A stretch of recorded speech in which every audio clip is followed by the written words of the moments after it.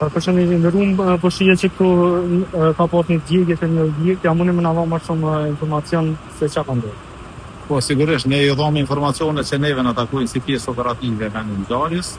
Ne dikon rreth orës 12 minuta ose 10 sipas informacioneve telefonisë tek e marr lajmin si udhëheci ekipes dhe më njëherë kemi dalë në vendin e ngjarjes ku ky objekt ka qenë i përfshin kryesë i tërë në zjarr.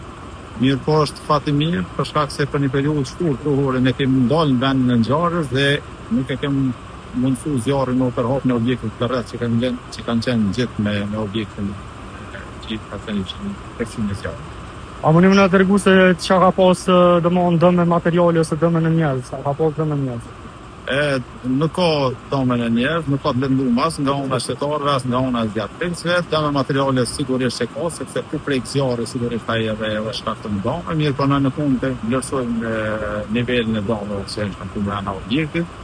Mirë po çka është për më cek për ju se objekti me zos ka qenë i banueshëm, por fatmirësisht në kohën kur ka rrosur zjarri nuk ka qenë të vëshmëna dhe nuk ka as lëndum dhe as persona të mbetur në zjarr. Për arsye të zjarrit ka pasur një informacion? Për arsye të zjarrit tash dalin hetues e zjarrit në vendin e ngjarjes dhe i marrin gjitha mostrat, gjitha ato analizat në vendin e incidentit dhe ata dalin me një raport se ka kamuar zjarri. Faleminderit shumë ndërruar. Mundi më prezantua dhe pozita ju në... Patjetër, unë jam Rustem Muka, jam zavendës udhëheci ndrimit ose udhëheci këtij operacioni nga në ngjarjes. Faleminderit shumë. Edhe ju.